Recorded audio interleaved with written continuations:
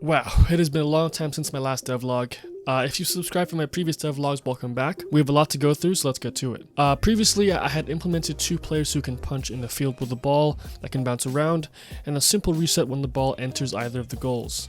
Next thing to do was to add the rest of the moves. But first I made the punch hit other players. Hitting an enemy player applies a stun charge, and getting 3 stun charges consumes the charges and leaves them stunned for a brief period. Godot made this super simple to do. We had a collision shape called Hurtbox to the body, then attach a collision shape called Hitbox to the fist. We activate the Hitbox when starting a punch, and if it enters the Hurtbox signals the parent, which plays a hit animation and applies a charge. Next was the block. You could block the ball and enemy punches, which would cause them to get stun charges on a successful block. Again, Godot makes it simple. Now we add an extra collision shape to the player called Blockbox. If the Hitbox enters, we signal to the parent that we got blocked, so it can play the hit animation and apply the stun charge. Lastly, the player can grab the ball, which pulls it behind the player. They can also grab other players while they are blocking, which destroys their block. Simple with the Godot. New grab box enters block box, signal parent, hit animation, stun charge. Now there are a few more checks that the game does when these moves interact. For example, if you're currently in a stun animation, you cannot be hit again. This stops you from being permanently stunned from getting hit constantly. With the 3 core moves done, the last thing to do was add a score counter for the game so that we can see who was winning and losing. This brought the game to its second milestone and first playtest. I brought my game to a friend's birthday party and was able to play out a few matches, and I learned that the game was a bit of a mess. It was decently fun but still extremely buggy. I did try testing things out, but a real game is a lot messier than when I'm testing. So a lot of the animations would get stopped halfway during a match, causing a character to bug out and not return to the default state. You can see here that the block visual is stuck on the player, for example. This was really valuable though. I realized that the animations could and will get interrupted, and I added some fixes to properly reset the player when that happens. And with the core game a bit more polished, I wanted to make the game more fleshed out. Currently, you could only launch the game straight into the match. There was no setup screen or pause menu or end of match screen, which is not great, so I started working on some menus for the game. First was the splash and title screen.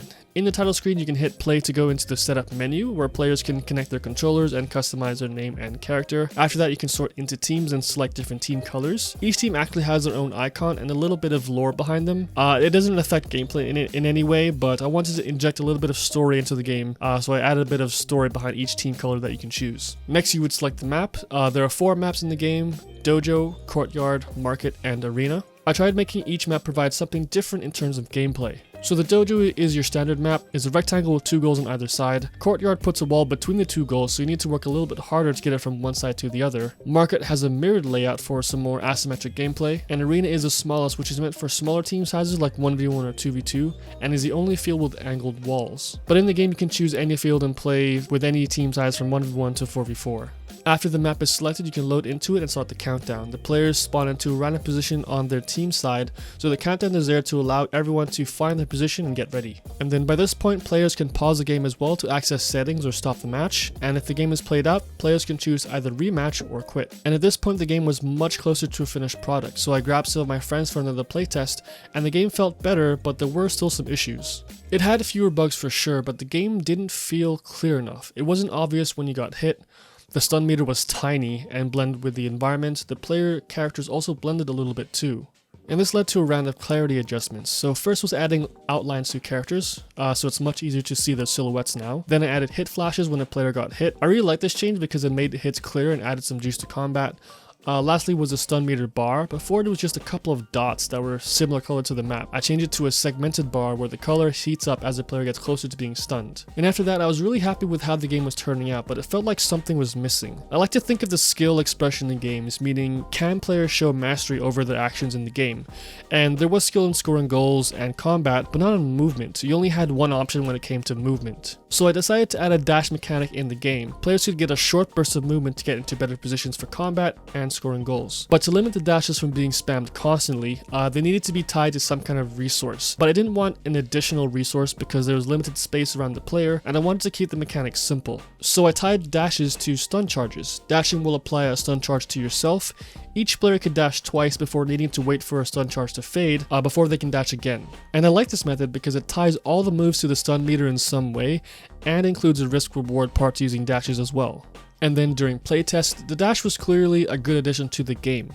But because there was another source of stun charges, getting stunned was much more common. The stun duration felt a bit too punishing for how much easier it was to get stunned, so the stun duration was lowered to compensate, and the stun charges faded slightly quicker too. And with that change added, the game felt really good to play. And with that, the game was pretty much done. The last thing it added was a tutorial to the game, so there are a few menus where the controls and mechanics are explained to the player. And then the game was shipped. I made screenshots, write-ups, a trailer.